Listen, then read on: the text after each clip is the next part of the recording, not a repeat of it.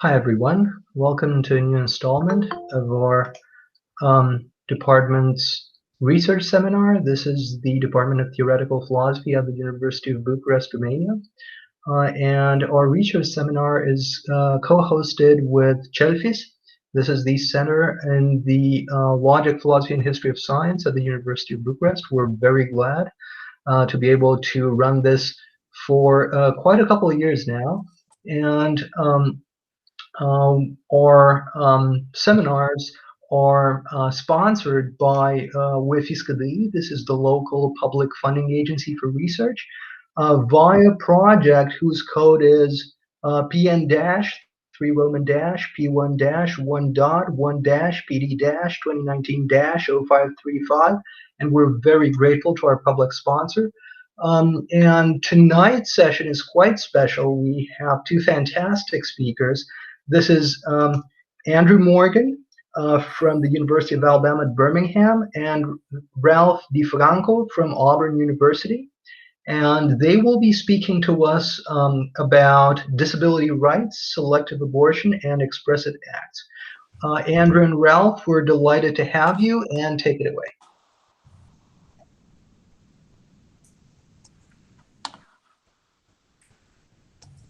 All right, can you see my PowerPoint? Yes. Yep. Excellent. So just as a heads up, because I'm sharing my screen now, I can't actually see any of you. But so if you need to, if something goes terribly wrong, please just feel free to speak up and interrupt me, because I won't be able to see hands raising or faces grimacing in horror or anything like that. So just feel free to interrupt if you need to.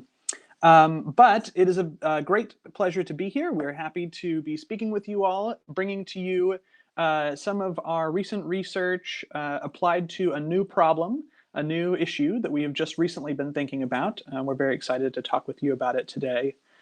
I'm going to begin with some kind of introductory background discussion, and then I'll hand it over to Ralph, and then he'll hand it back over to me at the end to wrap things up. We are planning, we did a sort of a trial run, and we're hoping to wrap up our portion of the presentation in about 45 minutes or so, and then maybe we can take a brief break, and then what we're really excited about is getting to the discussion after that, hearing your questions and comments.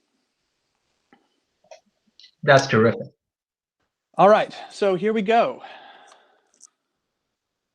Our topic today is kind of an investigation related to the selective abortion debate. And so I wanted to say just a couple of things by way of background on the nature of this debate, and then exactly what the scope is of our project. So traditionally, the selective abortion debate is a debate about prenatal testing and the decision to terminate a pregnancy when it is discovered that the fetus has some sort of disability or genetic abnormality. So just to sort of clarify and describe what's going on in that debate, it's important to know that it's an ethical debate, but it's not about the morality of abortion in general. So one of the reasons why I like talking through this debate with some of my students in my medical ethics courses is that you can get everyone on board. If someone thinks that abortion in general is totally morally okay, there is an interesting question here. Is there something special about disability selective abortion that makes it morally problematic? Or someone on the other side, someone who thinks that in general abortion is morally impermissible, you could still ask them, okay, well, is there something special in the case of disability selective abortion that makes it worse, that makes it particularly bad? So it is an ethical debate that people from both sides of the general abortion debate should find interesting and have things to say about. It's also important to clarify that when we talk about the issue of disability selective abortion, it's typically, those who criticize selective abortion are typically not, they don't have terminal conditions in mind. So conditions like anencephaly or Tay-Sachs, conditions that are incurable and always result in the death of the fetus or the child not long after birth, maybe a few days or a year or two. Those are not typically the conditions that they are criticizing doctors and patients for terminating those pregnancies. It's only cases where the fetus is determined to have a disability or genetic condition that is compatible with life. Those are the cases where you sometimes get especially disability rights advocates arguing against the morality of selective abortion in those cases. Okay, so there are lots of different arguments that have been raised to the permissibility of disability selective abortion. We are going to today be focusing on one of those arguments. So just keep in mind, there's a lot of other ones. We're just talking about one. And that particular argument that we are interested in today, because we are primarily philosophers of language, is known as the original expressivist argument. And this is an argument that was started, I think you can find early forms of it back in the 1980s. And the idea goes something like this. This is a quote from a paper by Adrian Ash, 1989. Do not disparage the lives of existing and future disabled people by trying to screen for and prevent the birth of babies with their characteristics. And then a little over 10 years later, a paper that she wrote with Eric Perrins.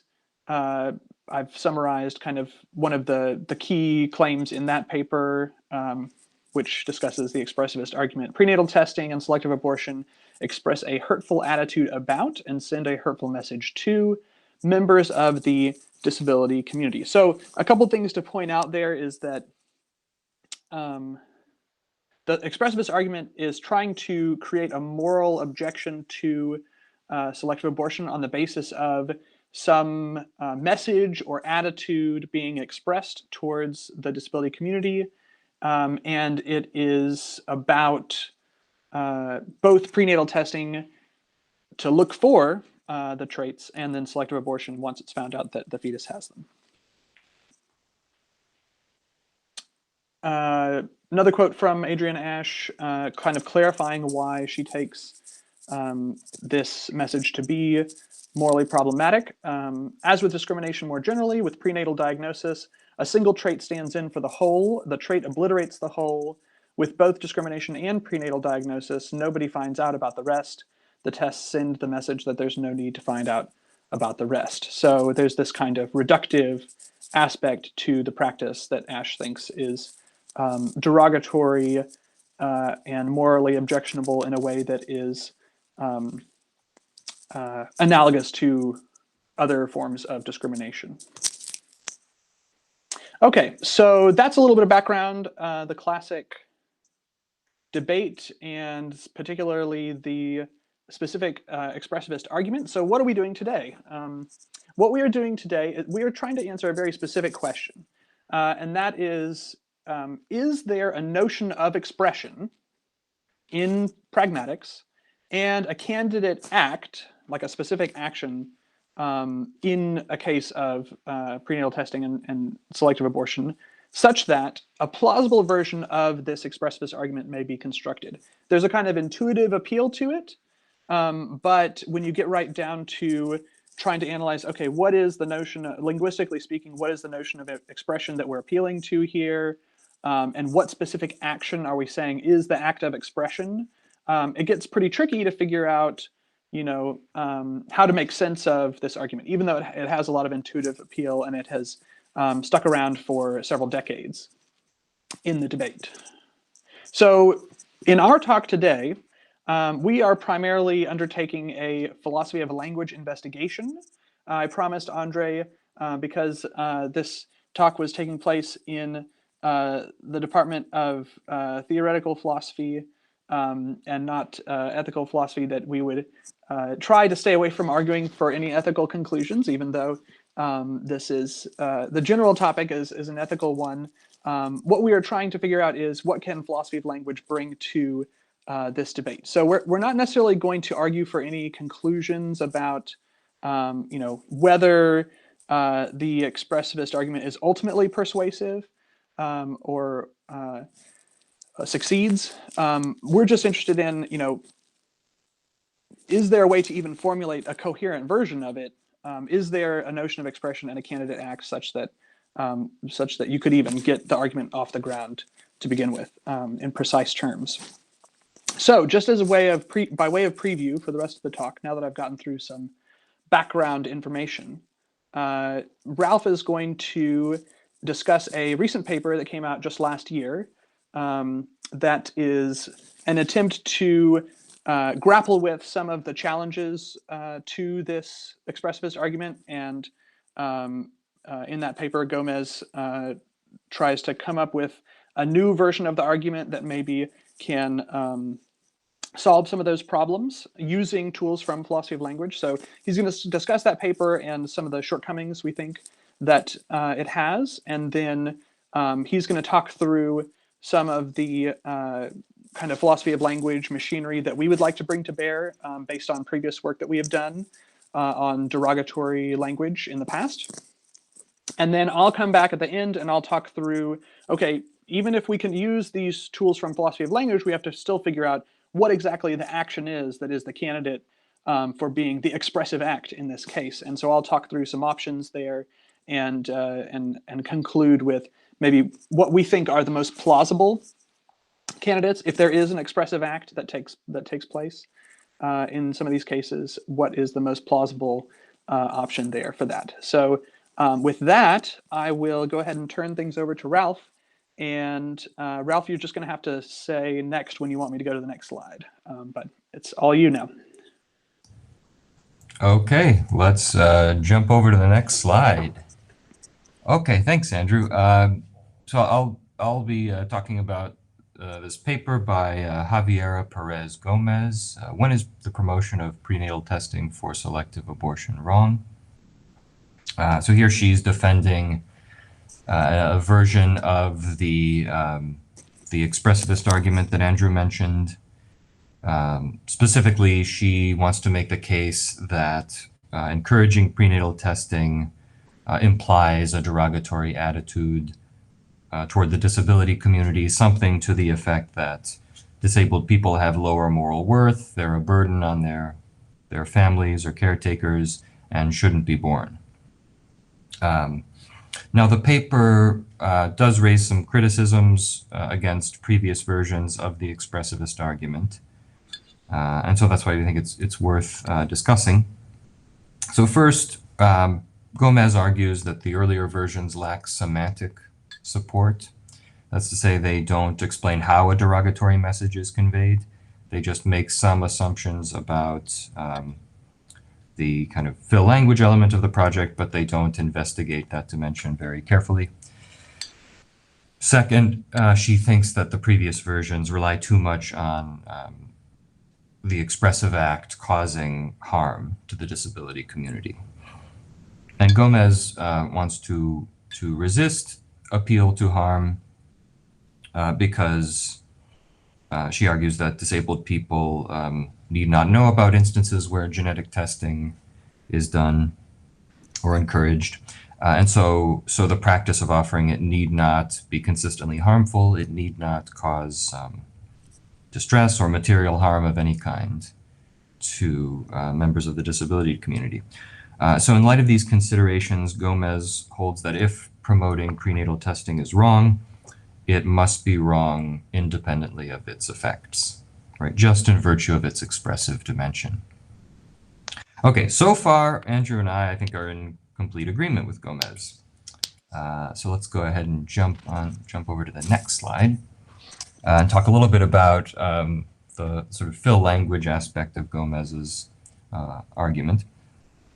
So Gomez goes on to appeal to Gricean conversational implicature to explain how a derogatory message is conveyed when a doctor offers or encourages prenatal testing.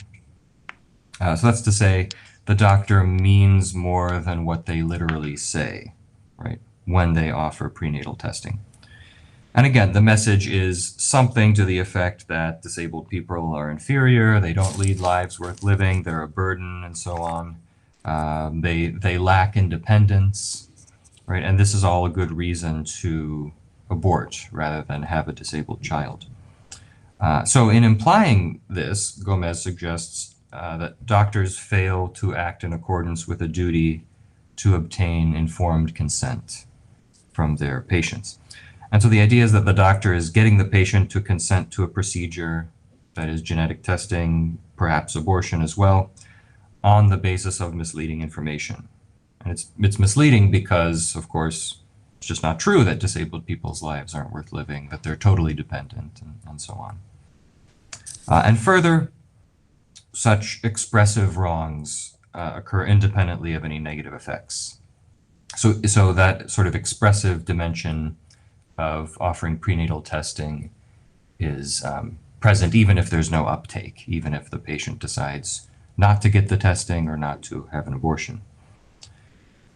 However, Gomez acknowledges that suggesting prenatal testing need not pragmatically express a derogatory attitude. Right? And so this is clear from the fact that Gricean conversational implicatures are cancelable. Right? And so you can imagine a case where it might be reasonable for the patient to take the doctor to have implied something derogatory about disabled people by offering prenatal testing, but they go on to follow that utterance up with a statement that cancels that implicature, right? So the doctor could say, not that I mean to imply that disabled people are less valuable than able-bodied people and so forth. I just want you to be informed about what to expect, what sort of life you can expect your child to have, right? And that clearly would not imply anything derogatory. If the doctor were very careful about the reasons for offering prenatal testing. Right. So in light of this, Gomez suggests that an alternative way that a derogatory message could be conveyed is not through traditional conversational implicature, but what she calls hyperimplicature. And so this is where one's behavior unintentionally provides information about what they're thinking or feeling. In essence, hyperimplicature occurs when your behavior makes manifest or publicly discernible an attitude that you don't express, you don't intend to communicate. Right? So this hyperimplicature could be present, right, if there's no attempt by the doctor to clarify that they don't harbor any kind of derogatory attitude toward disabled people. And so because derogatory expression isn't always present when a doctor encourages prenatal testing, Gomez goes on to suggest that the real wrong of promoting prenatal testing actually occurs at the level of what the doctor believes. So she kind of moves from an expressive account to a doxastic account. So she says the promotion of prenatal testing for selective abortion is sometimes a manifestation of a doxastic wrong, but it's not even the manifestation itself that wrongs the disability community. It's the doctors holding an objectionable belief that is where the wrong is located, right? So that's Gomez's attempt to refine and update this expressivist argument against prenatal testing. So on to the next slide, please. Okay, so a few things to notice, a few worries that we have about this account. First, Gomez is very explicit in restricting her view to focus on just what the physician is doing or believing, right? But we think it would be better if the expressivist argument had something to say about what patients are doing as well when they request prenatal testing or when they agree to have an abortion on the basis of the results of a prenatal test. So that's one lacuna in Gomez's account. More importantly, the target of ethical assessment is a little unclear in Gomez's paper. So she uses the phrase prenatal testing for selective abortion. So one kind of gets the sense that she's running together the testing and the act of performing the abortion. Whereas the original, I think it may be also the case that in the original formulation of the expressive argument, that was a little unclear as well. But it seems like if we're going to talk about the expressive wrong, first and foremost, we want to focus on the offering of the prenatal testing. And one can go on to maybe focus on other things, as Andrew will tell you about in a moment. Okay, third, Andrew and I have some worries about Gomez's notion of hyperimplicature. So this phenomenon that Gomez is pointing to, that's making an inner state manifest, really isn't aptly described as implicature at all, right? So consider an example. If I were to start to perspire and to tug on my shirt like this, I've made manifest that I'm maybe uncomfortably warm, and you can come to know how I feel, but it would be odd to say that I've implied anything or I've expressed anything just by doing that, right? Now, of course, I could imply something, right? If I do this overtly, if I start doing this and I make eye contact with you, I may be seen as implying, hey, I'd like you to turn on the AC or open a window or something. So we'll have more to say about the notion of overtness later, right? But if there's if I'm not doing anything overtly, I'm just doing something, engaging in some behavior that informs you about what's going on in my head, that's not expression, right? That's not communication of any kind. Certainly not implicature. Okay, so fourth, we think it's kind of unfortunate that Gomez moves from purporting to defend an expressivist account to ultimately defending a doxastic account, which doesn't involve an action, right? Given doxastic involuntarism, and we don't exercise agency to choose our beliefs. Even if you are a doxastic voluntarist, it seems like the action that one could potentially perform to form a belief would be very different than the kind of expressive act that is really at issue here. Right. So ultimately, Gomez's approach is just completely at odds with the original expressivist argument, because she's abandoning the project of explaining what's wrong with a particular utterance, right, with an expressive act. Right, and so notice that this doxastic wrong that she's talking about, having a derogatory belief about the disability community, would be present independently of whether the doctor expresses that attitude or even makes it manifest in any way through Gomez's hyperimplicature. Okay, finally, a lot of problems with this account. To the extent that Gomez is talking about expression at all, she's not really addressing an expressive act directed at the disability community, because as I noted earlier, she thinks the wrong consists partly in violating a duty toward the patient who is pregnant, right? That's a duty to get informed consent, which is violated by misleading the patient, right? So it's at most a wrong against the parent, not against the disabled child, right? Or the disability community generally, right? And so again, that has nothing to do with the original expressivist argument, which was about wronging disabled people. Okay, so before we can really evaluate the prospects of the expressivist argument, we think we need to kind of take a step back and reflect on the notion of expression a little bit, just to get clear on what it is we're talking about. So we'll go on to the next slide and talk about the different varieties of expression. So to home in on the precise concept that we need, we're going to look at a tripartite distinction by Dorit Baron in her 2004 book on expression, which was inspired by some of Wilfrid Seller's remarks on expression. So first, there is expression in the action sense. A person expresses a state of hers by intentionally doing something. Next, there's a causal sense of expression. An utterance or piece of behavior expresses an underlying state by being the culmination of a causal process beginning with that state. And finally, there's a semantic sense of expression. A sentence expresses an abstract proposition, thought, judgment by being a conventional representation of it. So if in the course of advising a patient, a doctor utters a sentence that semantically expresses the proposition that the patient should have an abortion in the event that their child would be disabled, then they have expressed a proposition in the third sense. If the doctor's utterance is also a causal result of some sort of underlying derogatory attitude like disgust or contempt for disabled people, then there's expression in that second sense. Okay? But we're going to focus on expression in the first sense, action expression, because that seems to be really central to the kind of ethical assessment that the expressivist argument is undertaking. Now, we do want to distance ourselves from Bar-on a little bit in the sense that we're not treating expression as a success term. So let's say you can express an attitude that is not your own, as the liar and the non-method actor often do. Okay, so on to the next slide, please.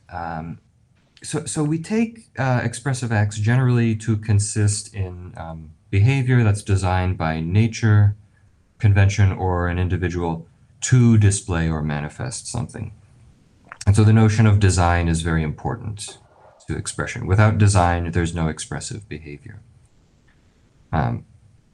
Now, the design in question can but need not be due to an agent. I mean, so we take it in the case of natural selection, there is no agent that designed the traits that living things have, right?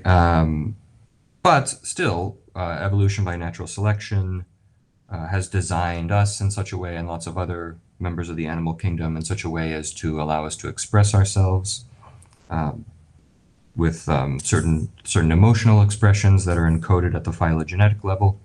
So you can think, for example, about the Duchenne smile, which is a highly reliable signal of joy because it involves the activation of a certain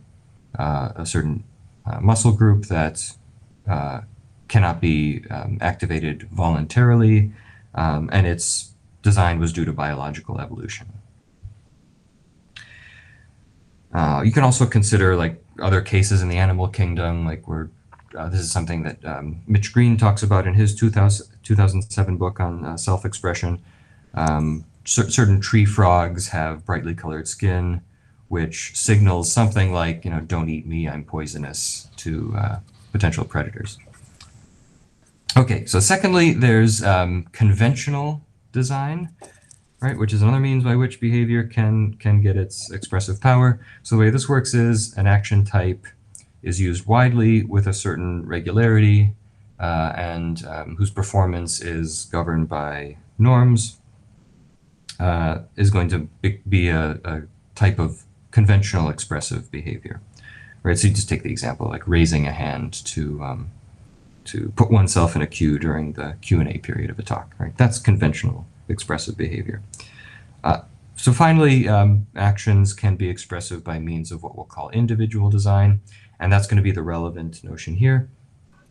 Here's a case inspired again by Mitch Green's work on expression. So suppose I notice that I often pump my fist when I'm in strong agreement with someone. So initially, I'm just unintentionally making manifest my agreement, but I could start to do this fist pump overtly. Maybe I make eye contact with the person who's talking, and I do this to kind of signal to them that I'm in agreement. So I intend for others to know how I feel, and I intend for them to recognize that very intention. Right?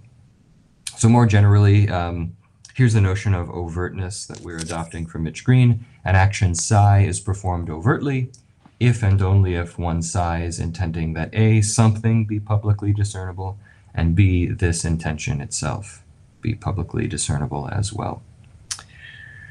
Okay, now, of course, natural design and convention seem to not really be relevant here. There's no evolved behavior associated with encouraging prenatal testing that makes it expressive, and it doesn't seem plausible that a convention exists that makes the suggestion of getting prenatal testing expressive of a derogatory attitude. So the only option is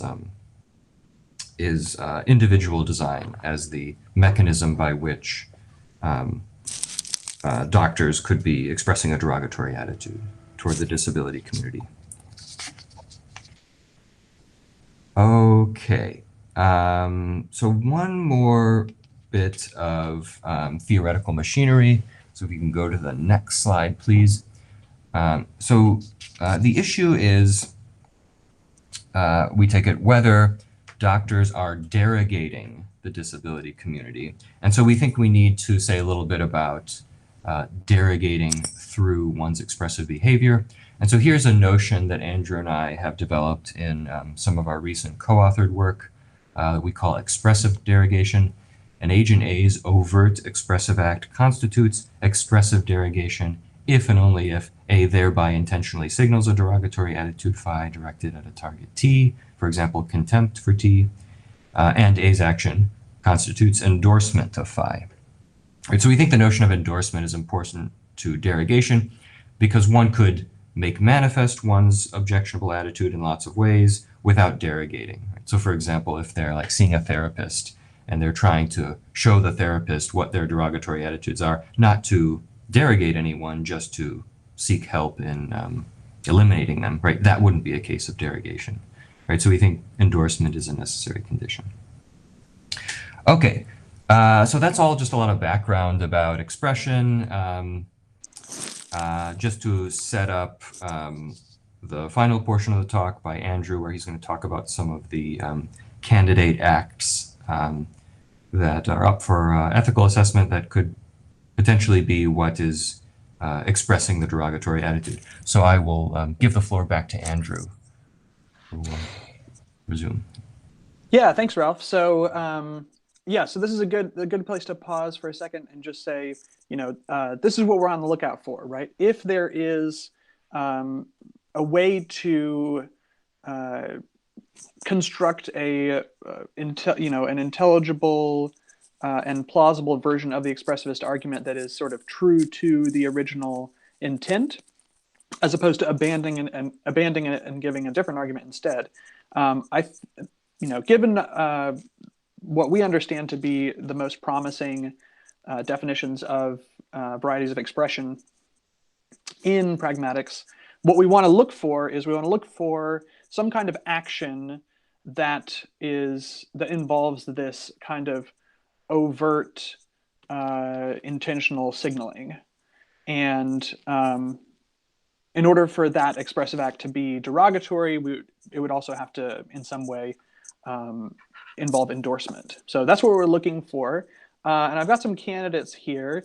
And I think, you know, even though Gomez doesn't do this, I think that in the original argument, they have both the prenatal testing and the actual termination of the pregnancy itself in mind as possible candidate acts, maybe both, at least one or the other.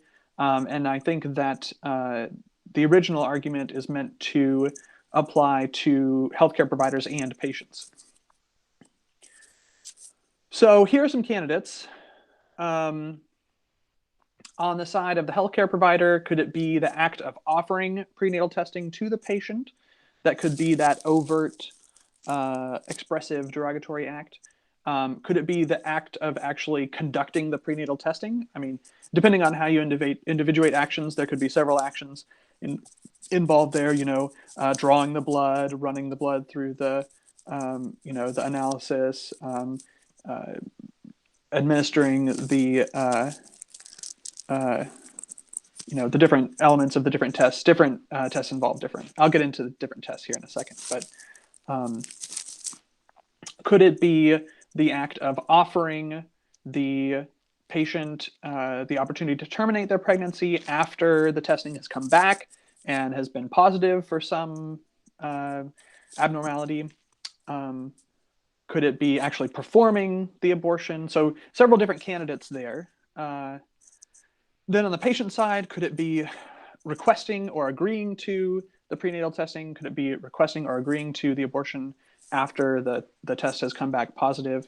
Lots of different options here. So I want to actually get a bit more into the different kinds of prenatal testing because I think that it actually matters. I think it makes a difference, and I think this is a level of detail that is often left out of these discussions.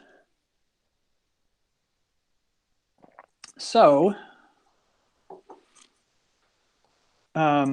just cards on the table here. In the interest of full disclosure, my wife and I are actually expecting a baby this summer, and so we have gone through some of this. I've had some firsthand experience with some of this, and it's a whole world in and of itself.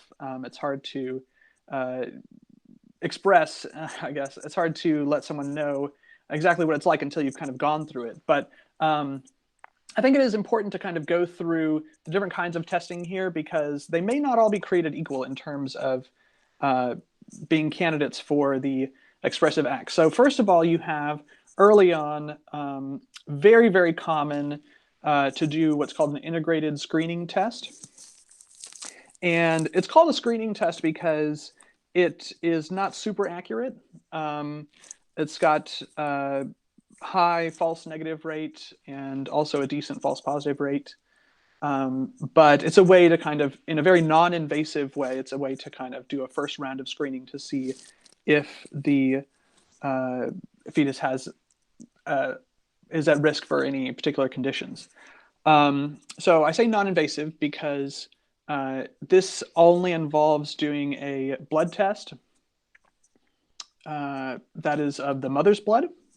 And you combine, it's called an integrated screening test because you combine that blood test with an ultrasound that you can do some measuring of different parts of the development of the fetus early on, toward, maybe around the end of the first trimester.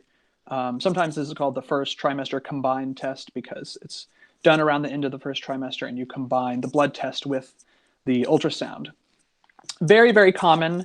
At least in our case, the doctor kind of just sort of assumed that this would be done, and said, okay, we'll just plan on scheduling this on this particular day. When you're here anyways, we'll do the measurements when we're doing the ultrasound, and we'll do the blood test and all of that stuff. It's kind of just built into the process of scheduling, the different visits that you do during a pregnancy. I think it's also important to note that in terms of other motivations when it comes to this particular test, so first of all, it's screening for some conditions that would be considered disabilities, like Down syndrome is a very common condition that is tested for. Spina bifida is another, but it also screens for fatal conditions, like anencephaly, for example, right? So let's say someone did the integrated screening test because they just really wanted to find out if there was a high risk of the child having a terminal condition, like anencephaly. It's hard to see how that could express any derogatory attitudes, or if the doctor is offering it because, it can do that. It can screen for those terminal conditions. It's hard to see how that's expressive of a derogatory attitude. But the other thing about it is that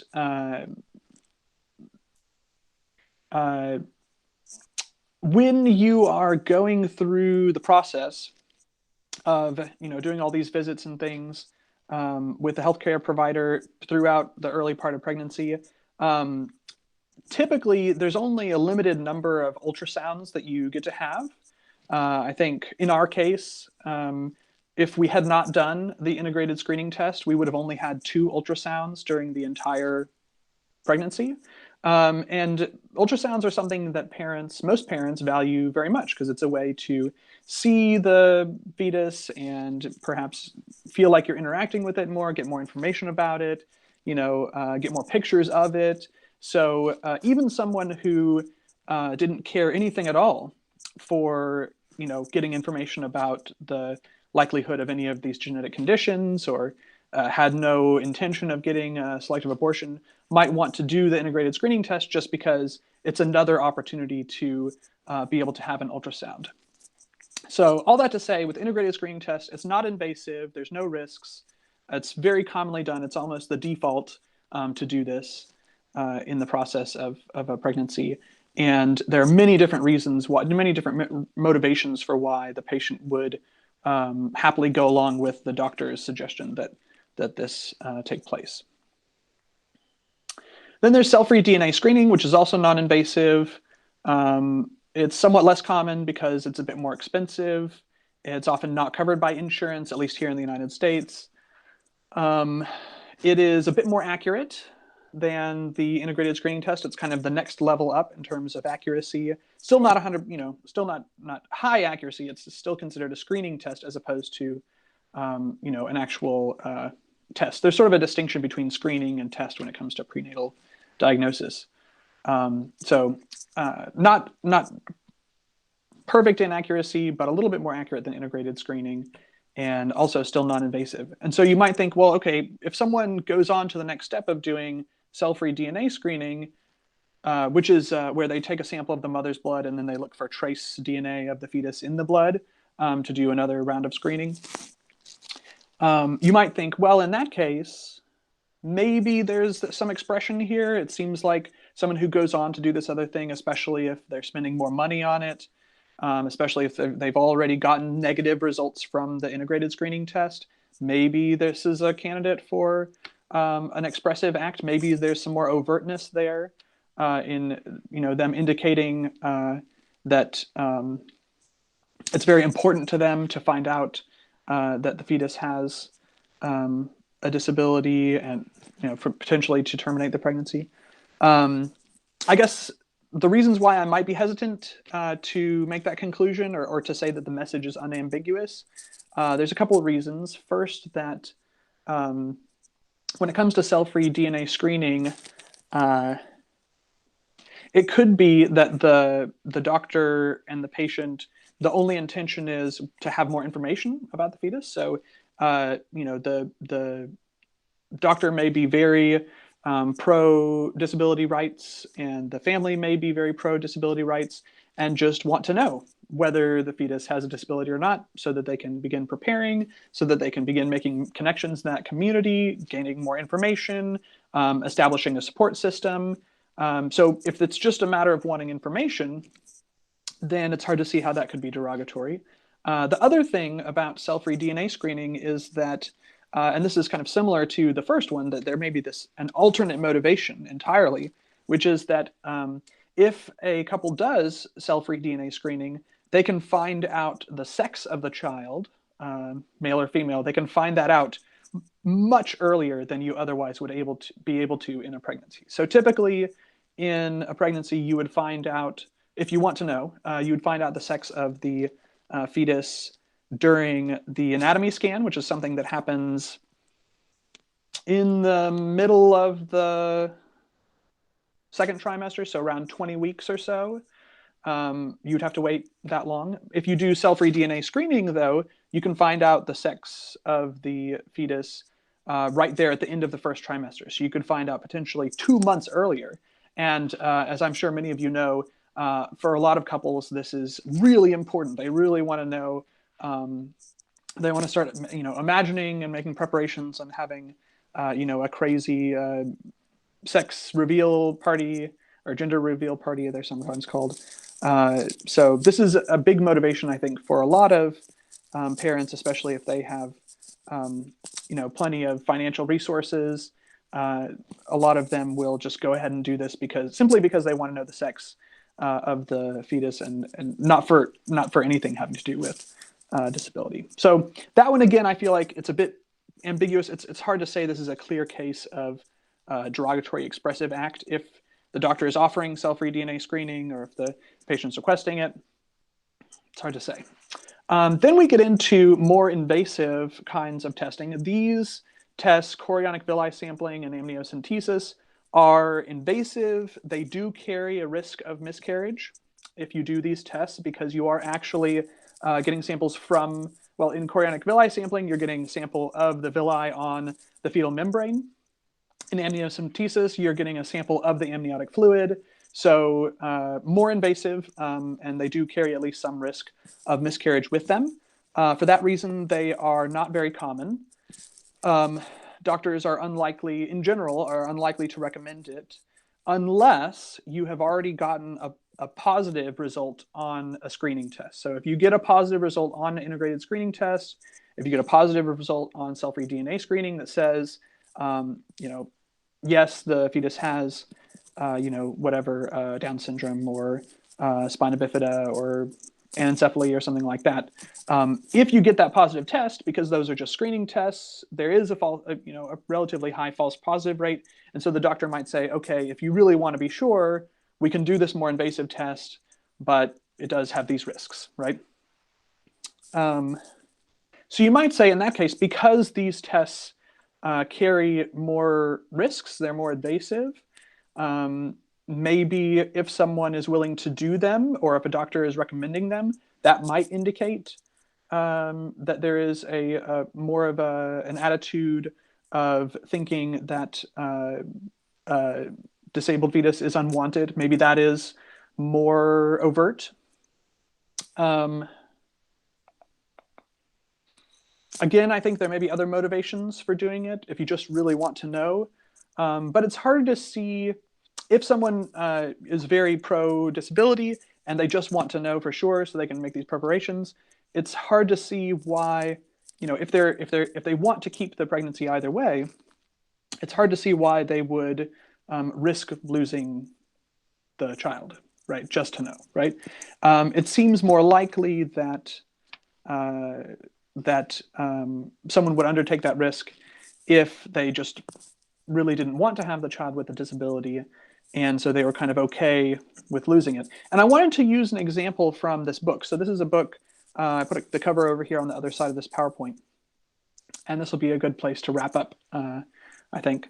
To give you an idea of the kind of case I have in mind, so this is a book by Emily Oster, who is an economist at Brown, and it's a very, very popular book about pregnancy. I think as of a couple of years ago, it had sold over 100,000 copies. Her second book, it even says here, I think, author of Crib Sheet. Her second book was Crib Sheet, and that was a New York Times bestseller, which came out in 2019. So in this book, it's sort of been celebrated because she's an economist and she has a very kind of data-driven approach to making decisions during pregnancy, presenting all of the research, so that parents can kind of do the calculations, the kind of cost-benefit calculations on their own. So she talks a lot about the different studies that have been done, and she also intersperses it with her own experience of having her first child and then her second child, and some of the differences in the decisions she made. So I wanted to talk about this example because I think this is very kind of revealing, at least when we're getting into trying to figure out what sort of actions in the process of prenatal testing and potentially selective abortion, what sort of actions could be candidates for an expressive derogatory act. So she talks through all of the different studies that demonstrate the risks of, for example, the more invasive prenatal testing. So she says the risk of miscarriage from amniocentesis or chorionic villi sampling is around 1 in 800, whereas the risk of a false negative on a screening test for, let's say, for example, if you're testing for Down syndrome, the risk of a false negative is about 1 in 100,000. So she says, if you do the integrated screening test and it comes back negative, and you're trying to decide, okay, was it just a false negative? Should I do something more invasive to find out for sure? She says, what you need to decide for yourself is whether having a baby with Down syndrome unexpectedly would be more than 125 times worse than having a miscarriage, right? Because the idea is that's just 100,000 divided by 800. So it's the false positive, or the risk of a false negative versus the risk of miscarriage, combining those to make that cost-benefit calculation, right? She's an economist, so it's very cost-benefit. And then she talks about her own decision. And in her first pregnancy, she did not do any invasive tests. And she says she feels okay about that because, quote, in the end, the child was born healthy, right? So you can already tell there's a bit of a kind of a medical notion of disability here. She thinks of disability as being unhealthy in a way. But then with her second pregnancy, she says, when I got pregnant with Finn, that's her second child, her son, I was sure that chorionic villi sampling testing was the right thing to do. I knew I had to know for sure with this pregnancy. In the language of the decision theory that I discussed above, relative to when I was expecting Penelope, our first child, our preferences had changed. The risk of a miscarriage seemed less important now that we already had one child, and the costs associated with a special needs child seemed much higher. So they ended up deciding, even though she got false results, or she got negative results on the screening test, they decided to end up going on further and doing the invasive test anyways. So she says, in the end, I followed up the cell-free DNA testing with an amniocentesis. So they did the cell-free DNA screening, it came back negative, but she decided to go on and do the amniocentesis anyways. And she says, this worked well for us, although the genetic counselor and my mother thought it was very unusual. That's the thing about preferences, though, not everyone has the same ones. So even though the doctor and other people around them thought it was unusual to go on and do this invasive test, because they had already gotten they had gotten negative results on the screening tests, they went ahead and did it anyways. So I give that example because here I think are maybe the most plausible candidates for the Derogatory Expressive Act.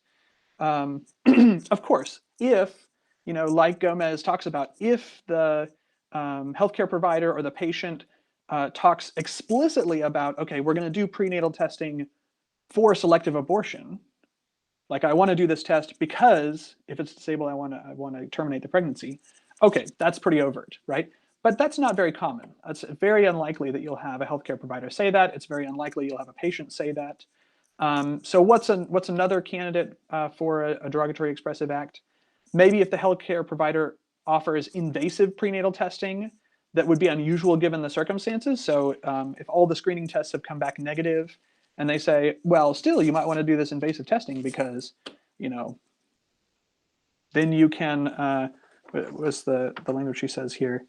That way there'll still be time to consider your options, is the way she puts it in this chapter. Then maybe that's a bit more overt, right? If it's unusual given the circumstances to do the more invasive testing, maybe that is a more overt signal of thinking that a disabled child would be unwanted, right? Which would be a type of derogatory message or attitude. Last but not least, again, this is not something that Gomez talks about, but I think it is part of the original expressivist argument, and that is actually offering the termination, right? So let's say you did the prenatal testing, whatever it is you did, and it came back saying there's a very high likelihood that the fetus has spina bifida or Down syndrome or some other disability that's compatible with life. And the healthcare provider says, okay, you found this out, so would you like to terminate? That seems like a good candidate for potentially for an expressive act, because there it seems very, very overt that what you're suggesting is that the having the child with a disability is a bad thing, is unwanted. Or on the other side, if the patient requests that, if the patient finds out that the child has Down syndrome or a spina bifida or something, and they say, okay, I would like to terminate the pregnancy. When before that you knew that the pregnancy was wanted, that the parents wanted to have a child, and then after getting this information, the patient says, okay, I would like to terminate, maybe that's a good candidate. So I would say these bottom two, offering invasive prenatal testing that is unusual given the circumstances, requesting invasive prenatal testing that's unusual given the circumstances, and then offering the abortion or requesting the abortion, perhaps are the best candidates, given everything we've talked about, are the best candidates for the Derogatory Expressive Act. But don't take our word for it. We're curious what you think. Looking forward to discussion. Yeah, appreciate your time and attention. Thanks so much, Andrew and Ralph. We really appreciate it. This has been quite a thought-provoking talk, and I'm sure it's going to take us a moment or two to wrap our minds around all of this. But thanks so much, and I should invite everybody in attendance here to make themselves known in chat if they'd like to ask a question, so I could follow the queue. There's plenty of things I want to ask myself, but I don't want to abuse my privilege as a chair here. So by all means, is there anyone who'd like to break the ice and ask the first question? Do you want to take a couple-minute break first? While we... I'd like to defer to everyone here. Let's do that. Would you like to take a, say, 3-minute break? Would that be good? Yeah, let's like 3 minutes, and then Okay, perfect. That can give everyone a chance to come up with what they want to ask. Yeah. That sounds perfect. Okay, good. So let's come back at 7:04 local time. All right, Great. thanks.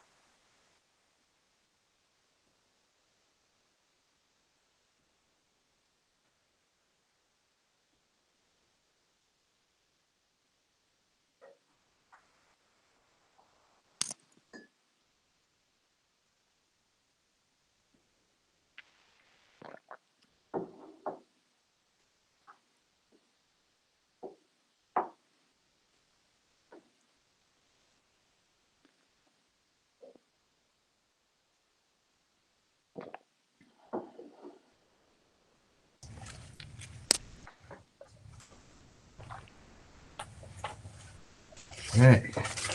All right, we're back, and I believe we have a first question from Andrei Pagaskiv. Andrei, we're all yours. Thank you. I'd like to ask you the following. Why do we even consider doctors as someone susceptible to moral blame in this discussion? Are doctors not supposed to be the neutral ones, purely informative, and the only ones who can be blamed or forgiven? Why not for this kind of abortions or the decision of invasive testing? Should be, I don't know, the parents, the couples, etc. More exactly, why are we even talking about doctors here? Is it not forbidden in the medical practice to have biased personal opinions, to even suggest personal opinions in any direction, no matter your beliefs? Is it not a little unfair for them to be talking about them right now? If that makes sense. Yeah, of course. Yeah. I think that, so we're talking about it because other people have talked about it in their papers. But one of the things we're trying to do is to say, certainly that's not the only person we should talk about, and perhaps not even the most. I think I agree with you. It's not even the most important speaker to be talking about in this context, because I think you're right that for the most part, the practice, I mean, obviously different countries is probably different. In the US though, I think, and probably also where you are, the practice is for doctors to be more just information providers. You know, they give you all of the options in a very value neutral way, make you aware of the risks and benefits of each of the options, and just let you decide. In practice, that may not always happen. So I guess you could say, you know, like I was saying, if a doctor said, yes, you should do this because, you know, you don't want to have a child with a disability, okay, that's a derogatory expressive act. But you could say, you know, that's going to be bad for more reasons than just having to do with the disability community. Maybe that's bad because you think doctors should just be fact providers, and they violated that already. So maybe there's more things wrong with that, depending on your view about the doctor's role. So, you know, I think that's why we're trying to expand the discussion back out to say, you know, let's look at the patients. And I think I agree with you that that's going to be the more interesting and that's the more likely case for the expression. I think it's less likely the doctor will do that if they're following kind of the standards of the profession. I don't know if you wanted to add anything to that, Ralph, or. No, I mean, I agree with what you said, Andrew. I mean, I think, yeah, that's in an ideal world, the doctors would just be neutral and would just provide options and so forth, and not steer the patient in certain directions. I mean, certainly you can. There are lots of cases where, you know, because doctors are human, their biases kind of creep in and influence how they treat patients. So if you think about like, if you look at like the experiences of like trans patients and their experiences dealing with doctors, sometimes they'll report that they feel they don't get the best care because maybe of a prejudice on the part of the doctor. Or, you know, I think there are studies indicating that like when patients of certain racial minority groups report their pain, that's not taken as seriously as like white patients. You know, black patients' pain is taken less seriously than white patients. And there's always worries about biases in the medical community. I'm not super familiar with that literature, but that's one reason for thinking that like maybe we should be willing to assess the doctor as, you know, expressing a derogatory or harboring a derogatory attitude in some cases, even if you're right, you know, they are supposed to be neutral and they are supposed to just do what's in the best interest of their patient.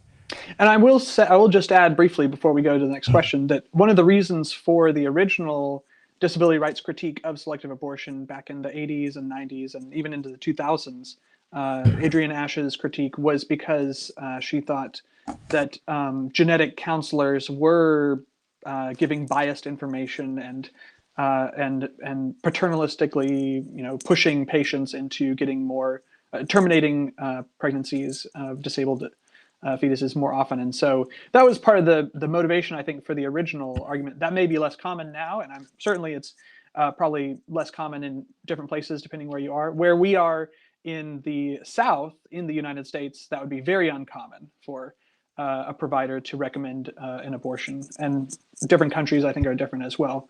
But that is one of the motivations for the original argument in the 80s, was they thought that there was a lot of bias on the part of genetic counselors that was kind of being presented as just a fact provider, but the information was, they thought, misleading about what it's like to have a disability.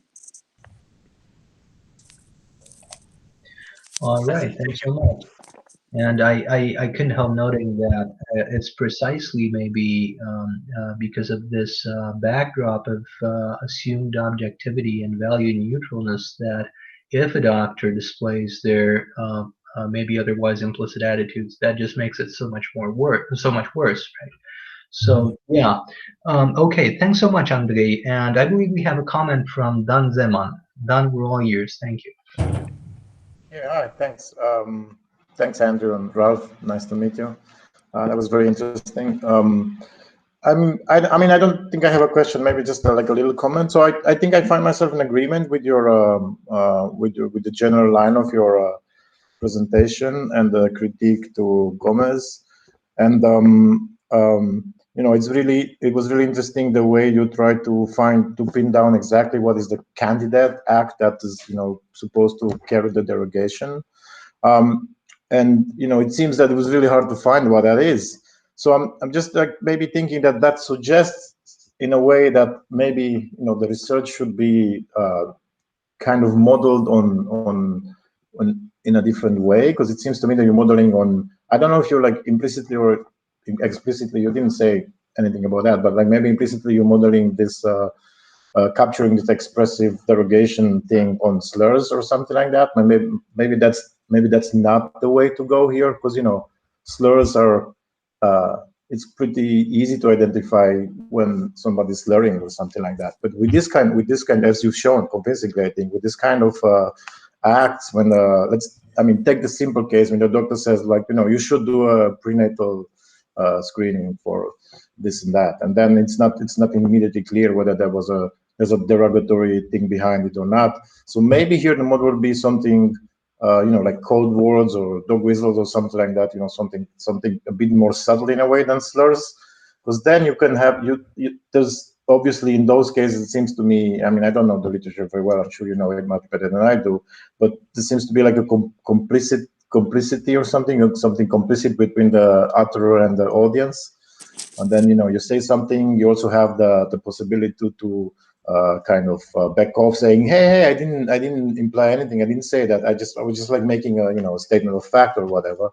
Mm-hmm. which is not like available with slurs, right? So maybe that's when the doctor says you should be able to, I'm recommending this and that, and then the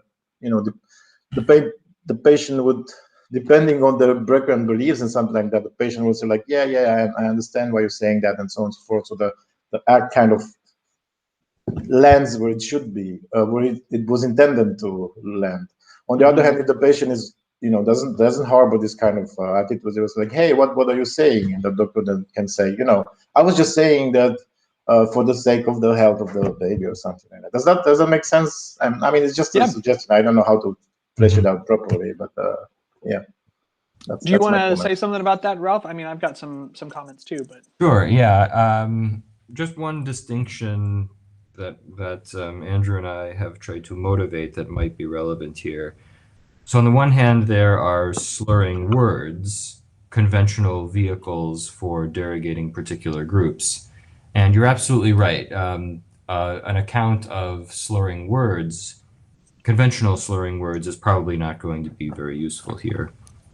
Right, so the issue is the act. Now, you could also talk about slurring acts, right? Acts that derogate people on the basis of their membership in a particular social group. And so that's where it's in the act, the realm of acts, that that's what we want to focus on.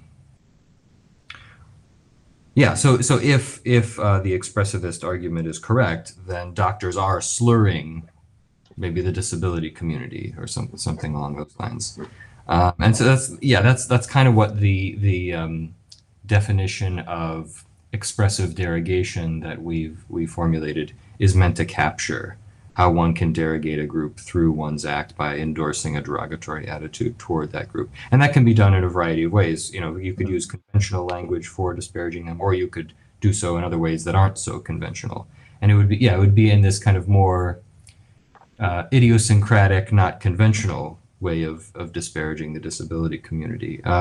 So I don't know if that distinction is helpful, but Andrew, if you want to follow, yeah. I think that you're right, that one of the sort of things that came out of this, for us at least, trying to kind of pin this down, was that we are maybe also a little, I don't know about you, Ralph, I think you were saying this also, Ralph, that we might be a little bit skeptical, at least when it comes to the prenatal testing side of things. We're kind of skeptical that there is a really clear, overt expressive act that happens. So we've got maybe the most plausible candidates, but it was kind of hard to find, and even those we're not entirely sure about. But you could still, I think you're right, that you could still try to find some other more subtle form of manifesting an attitude that's maybe, it doesn't count as overt, it's not expressive, but another way of manifesting an attitude, kind of like dog whistling, or maybe there's some other options there too. that could be happening in some of those cases, like when Emily Oster says, we made this decision because if we did it early, there was still time to consider our options, right? That's not very overt, right? Or if the doctor says, like, you should consider doing this because then you can think about your options, right? That's not very overt, but maybe there's a kind of a dog whistle there, or something in between, right? I think so. The issue that if that's the result, then we would have to say you can't make an expressivist argument against prenatal selection or prenatal testing. Sorry, you can't make an expressivist argument. Maybe you could make another kind of argument, but at least the expressivist argument wouldn't work in those cases. And that may be where we end up. I think when it comes to actually recommending the abortion or requesting the abortion, maybe that's a little bit clearer.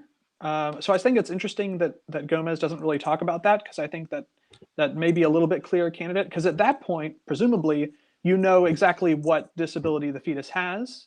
The fetus has Down syndrome, right? And then the doctor says, okay, would you like to get an abortion? Or the patient says, yes, I would like to get an abortion. In that case, maybe that is a better candidate for an expressive act. But I think at least with the prenatal testing part, I think we agree, we're a little skeptical that you can make an unambiguous expressivist argument against that. Right. Yeah, so I wanted to just say one more thing, and I want to be really quick because I want to get to other people who wanted to raise a question. But I'm also skeptical that maybe there's this that there's a derogatory expressive act performed consistently through requesting or getting these screenings. And so, like, another angle you might have on this is to think in terms of like derogation not at the level of an individual agent expressing something, but derogation as like a structural feature of the medical system or society more generally, where, just knowing that, the fact that there is this practice of getting the screening because you want to abort the disabled child, just the fact that that knowledge is out there, that somehow derogates. So that's a feature of the society that derogates disabled people, and it's not due to any one particular individual agent. So you could think more in terms of like collective responsibility. Like, that's something I've been reflecting on a lot recently. Maybe it's just like an issue about collective responsibility, and no one individual agent's actions there matter. And so then you have to think about, like, how do we evaluate individual acts in light of the fact that it's harmful when a lot of other people do it, do the same thing as well. So that might also be a more promising direction to go. That's, I think, consistent with everything that's been said. Yeah, how do you analyze institutional expression? Seems like it's something that happens, but it's a little bit different from the kind of individual expression model that we're familiar with, like with the slur literature. Yeah. Cool, thanks. That was really interesting and illuminating answer. Thanks. And thanks so much, Don, for the question. And I believe we have a new question from Yina. Yes, hello. Sorry if my English is a little bit rusty. I listened to everything you said, and the first thing that came to my mind was that I really don't think there is any derogatory expression towards the people with disabilities, because the patient is the mother. The mother goes through all this process of testing, and actually she is going to a doctor for her pregnancy. Inevitably, we are going to go inside some ethical issues here, because we have to discuss the child is a person, the fetus is a person since when? 3rd month, 4th month, since the conception. So this is something nobody has an answer yet. Nobody agrees on this. But when the doctor, even if the doctor, I think, makes one unethical move to, if suspects there is a problem with the pregnancy and propose to the mother one abortion, even in that extreme case, I think the primary care is not towards, he doesn't think, I think, about people with disabilities, but thinks about the mother and about her life and her family life. And I think this is the issue here. It's not something that you are thinking you have somebody with a disability and this is a bad person or broken or is something wrong with that person, but you are thinking if the mother, it's her option. If she chooses this life, if she's able to take care of this child. And also, I think it's very important which country we are talking of, because probably in America you have a lot of facilities for people who cannot walk or cannot talk or cannot hear or something. But in countries where there are economical problems, these people are confined at home for the rest of their life. So a mother thinking about these problems probably will choose differently, but this is the mother choice, let's say, or the couple choice. So I think the doctor is thinking his care is towards the mother and not trying to I don't know, to make people with disabilities feel less human or less complete or less important. That's what came to my mind. And yeah, I think the thing with all these tests, blood tests, because I have 3 kids and I went through all this million echographs and everything. The thing is, they are a way to make money more than anything else. Because when you have a child, the first one, you are going to do everything. For the third, you don't care that much anymore what the blood test says, because already you know how it is to have a child, you want it, and you are prepared. So it's a psychological thing there, I think. Yeah, this is all. Yeah, I think those are really good points, and I think that it is important. This is probably something I could have talked about at the very beginning, but at least in the traditional kind of selective abortion debate, the criticisms raised by the disability rights community, they do not want to suggest that this is a wrong against the fetus, because they don't want to, they don't want to have a debate about abortion in general. So they don't want to say that there's any wrong done to the fetus or even derogation of the fetus, because that would, I think, like you said, presuppose personhood coming into existence at a certain point in the pregnancy. And I think for the most part, most of the people who argue against, from the disability rights side of things, who argue against selective abortion are very pro the mother's choice in general. And so they don't want to include anything in their argument that would possibly be used as a point against abortion more generally. That being said, I think that you just give even more reasons why it's really hard to say there's an expressive derogatory act, especially in cases where they're just making a decision about prenatal testing, because it may be that you have no derogatory attitude towards people with disabilities, like you said, but just that you're concerned about your own situation. The mother's concerned about her family, or her means of taking care of the child, or like I said during the presentation, maybe it's just a matter of wanting as much information as possible to prepare. So I think those are even more reasons for thinking that it's hard to pin down an expressive act there. And perhaps even in cases where the abortion is requested as well, it depends on, maybe it depends more on the reasons why they're doing it. I thought it was interesting in the case from the book that I mentioned, the Emily Oster, The Economist, because her and her husband both have very good jobs. There's not an issue with any financial, economic or financial problem being able to take care of the child. And this was their second child. So they, like you said, they already know how pregnancy goes. So the fact that she really wanted to get that very invasive test, even though there was no reason for thinking the child was at risk, because it seemed very important to her not to have a child with disability, when there was no question of being able to take care of them because financially their family is very secure. That seemed to me about the best possible example I could find. But even there, I think there are probably things you could say to suggest that maybe it's not entirely unambiguous. So yeah, I think those are good points. And I don't know if you want to add anything to that, Ralph, but no, I think that's all right. Yeah, and it's the cases where there is derogatory expression, those are going to be sort of one-off kinds of cases for the most part. Yeah, it's not going to be. And then again, there's this like collective responsibility issue I mentioned, where it's like the fact that there are those cases out there, maybe the knowledge of that, and when a disabled person reads this, if they were to read this Emily Oster book, oh, people out there kind of think this way, and that's derogatory toward me.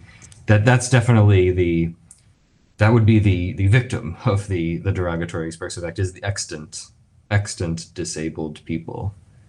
Yeah, I guess you could have a notion of like derogating a future person who doesn't exist yet, but that strikes me as weird. So yeah, I agree with you, Andrew. Yeah, it's about extant disabled people. And you might, if you wanted to follow this thread of thinking about the idea of institutional expression, you might want to include in that, systematic pattern of the practice and the behavior, the fact that the society in question doesn't have resources to make the lives of disabled individuals to make their quality of life really good, to give them equal access. So you might say there's a sort of dependency relation between the prenatal testing and screening, selective abortion, and the society is not placing value on or not being able to adequately care for and provide equal access to individuals with disabilities. That maybe it's a kind of mutually supporting system that together, all of those things together express a certain attitude towards people with disabilities. Yeah, that's definitely part of the story. All right, thanks so much now for the question, and I think we have a new comment from Andrea. Hi. Yeah, actually, I'm not sure if it's a question or a comment. I actually gave birth in the United States twice, so I went through all the process that Andrew described, and even more because my partner was Ashkenazi Jews, so I had to go through extra testing. My question is not about the derogatory expressive act, but what was said on the last slide, and that is suggesting invasive tests when they are not needed. Shouldn't that be kept in check by the insurance? I mean, that's a big point in the United States, right? Yeah.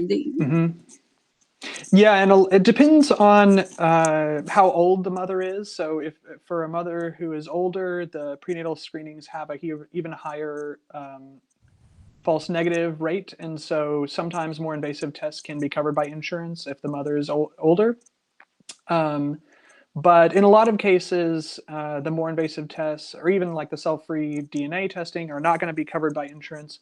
And so I don't know, it sort of feels like a weird view to settle on, but I wonder if, my inclination with reading some accounts and examples was, if someone has no reason for thinking there's a problem and they're willing to pay extra for a procedure that's not covered by insurance just to guarantee that they know and can get rid of the child with a disability, maybe those sort of cases are more overt. I don't know. I'm curious what you think. Actually, in my case, I did feel pressure because they told me that in order to carry the genetic diseases that Jews are predisposed to, both parents need to be Jews. So I said, I'm not of Jewish descent and I don't want to take this test, but they insisted so much that actually I took them in the end. They said, you might not know that you actually... Right. Yeah, I mean, I would say in that case, you know, it should have been your decision probably, but and coercion is always not ideal. But if you both agreed, for example, and the reasoning was because there was some genetic reasons for thinking that the child was at higher risk, I think Tay-Sachs is an example of a potential condition like this that you have higher risk for in certain communities. That's a pretty awful disease, and so I could understand in a case like that. I would say, you know, maybe in that sort of case, it's less likely to be a derogatory expressive act because there are some reasons for thinking that there may be a higher risk here. But yeah, those are good cases that definitely make the story more complex.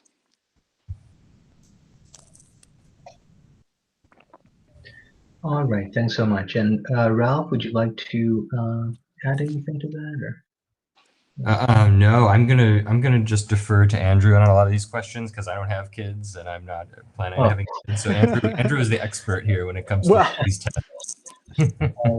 Well, thanks so much on behalf of your question. And if there are any further questions, by all means, please point them out. I'm gonna take the opportunity to ask a question of my own, and this is going to be very half-baked and very sort of tentative. I don't really know what I'm saying, but here it goes.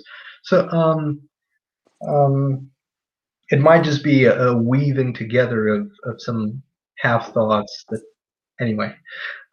So I mean, I'm just wondering if I was pretty impressed by what you said about this need to know or want to know.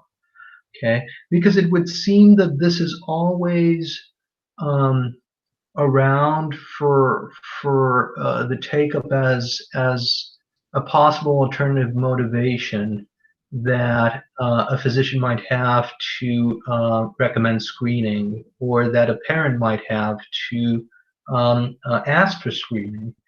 And as long as this is always around, it would seem that whatever derogatory attitudes might be in the air, they're not expressive. They're not, as it were, they don't pertain to what's illocutionary, but to what's perlocutionary, as it were. And even if you have a physician that has derogatory attitudes towards, say, kids with Down syndrome or other conditions, as long as this other motivation is available as a rationalization of their speech act, and as long as it's powerful enough, it would seem that whatever they're sort of sending by way of vibes or whatever is not expressive. It's just somehow conveying, or I don't know, some other kind of thing. And so you might have, for instance, just I'm wondering if this is part of what drove Gomez from expressive to doxastic. So if you have a doctor who's just of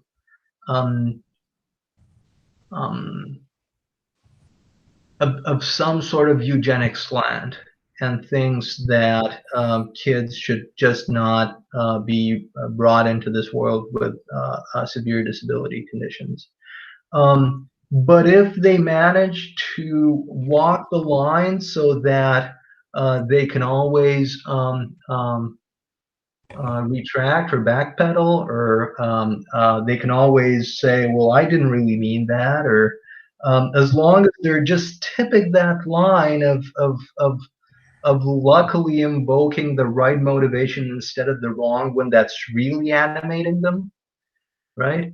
It would seem that it's not expressive at all, even though it's somehow displaying their attitudes, right? And so I wonder if yeah, I wonder if you guys have some more thoughts on this. I mean, in a sense, you've already gestured toward that quite a bit already, but I wonder if, yeah, thanks. Yeah, I just wanted to say this is one of the reasons why I think it's so odd. And I'll just take us over here real quick again, see if I can do this. Allow. Am I sharing my screen? Yes. Okay, yeah, so you can see in Gomez's title, she's talking about the promotion of prenatal testing for selective abortion. And I think that I'm just not sure there is any such thing. I mean, it's not like you go to a doctor and say, okay, now we're going, you have the option of doing this prenatal testing for selective abortion. That's not something that happens, right? It would be very odd if they said that. And so, yeah, I think we're kind of ending up on the same page with a lot of you here. There may be one-off cases where, more is said explicitly that probably shouldn't be, at least on the part of the doctor, or the patient says, more than they usually would. And you can get the expressive derogation going because they said that other stuff. Obviously, if a patient comes into a doctor's office and starts using slurs for disabled people, like, okay, we've got expressive derogation, but that's sort of beside the point. I mean, that would be beside the point of the original argument, right? So I think it is hard to say, aside from this one-off stuff, or maybe like very specific circumstances, making other explanations not available.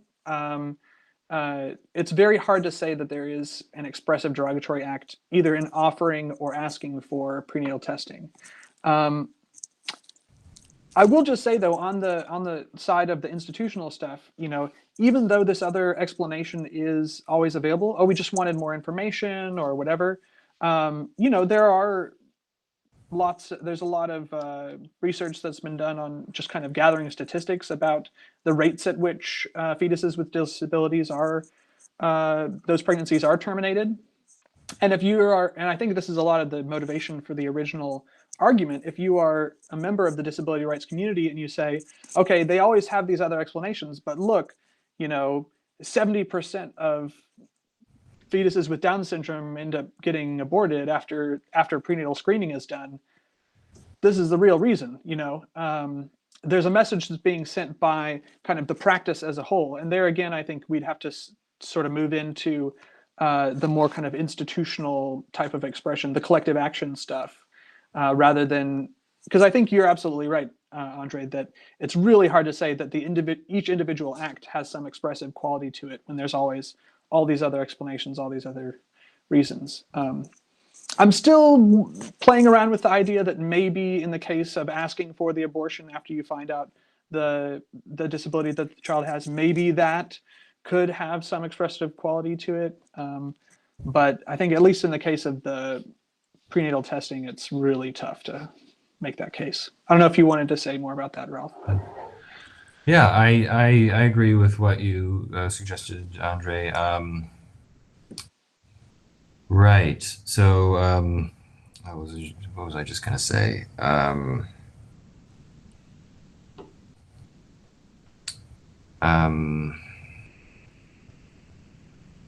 Was it about the institutional stuff or the collective action stuff? Or yeah, like that's kind of where I'm going with it. Kind of where I think that needs to. Oh yeah, and like you mentioned something about like it, maybe what where the reason that Gomez kind of appeals to the doxastic wrongs. Yeah, I think she does kind of realize that the expressivist argument doesn't work.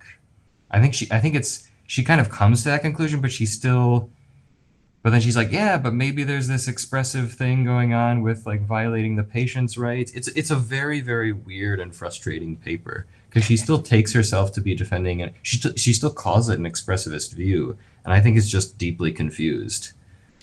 Yeah, or it seems like she's sort of abandoned the expressivist project. Yeah, but she still says it's the expressivist argument. So I don't know. I don't know why she does that. Why she doesn't just frame the paper as like the expressivist argument is wrong and that the only wrong that's committed is doxastic. If she said that, I would be on board 100%. Or like maybe not the only wrong, because again, there's this institutional phenomenon of derogation as well. And just, we shouldn't be appealing to derogation at the level of an individual agent, because that's just probably not where it's at. And I think, here's the other thing I was going to mention.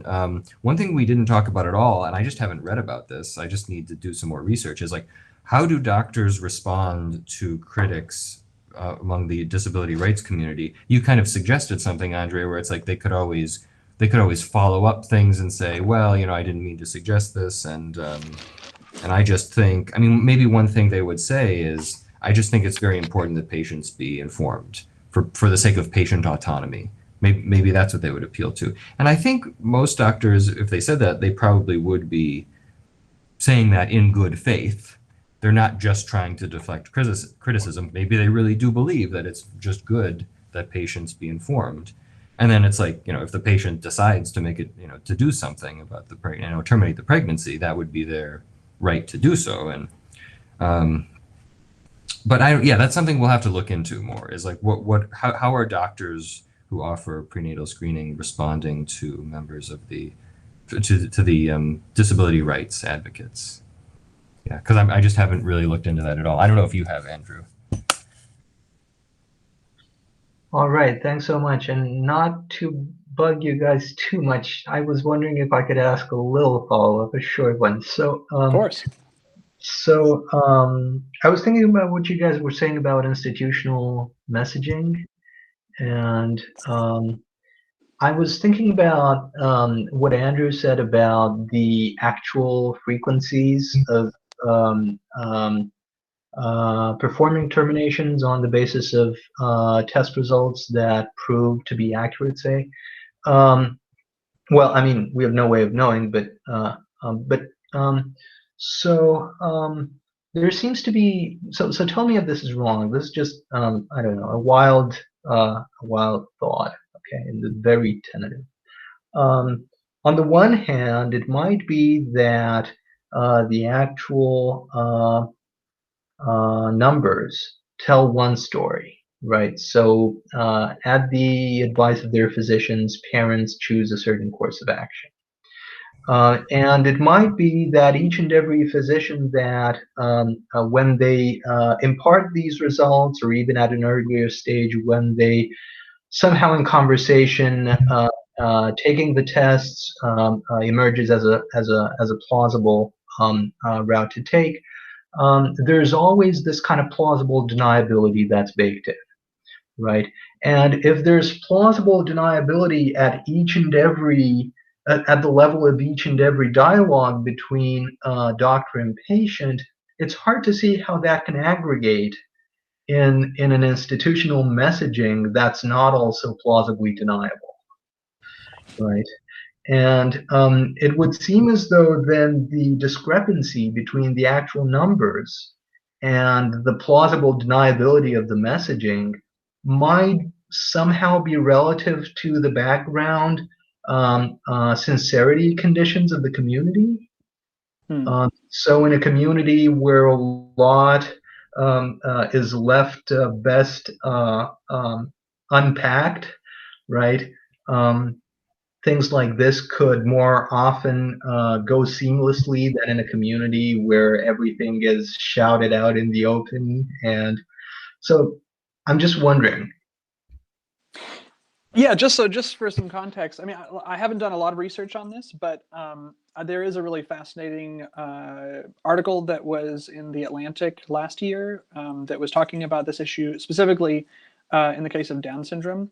And so they were looking at some numbers from Denmark, and I don't remember all the details, but it was something like back in 2004, Denmark came out with a government mandate that said prenatal testing has to be offered to all expecting mothers.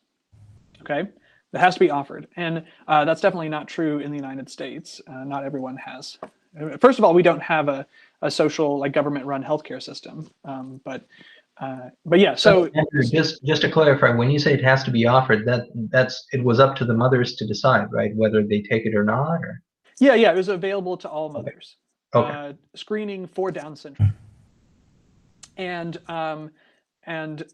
almost all mothers decided to do it.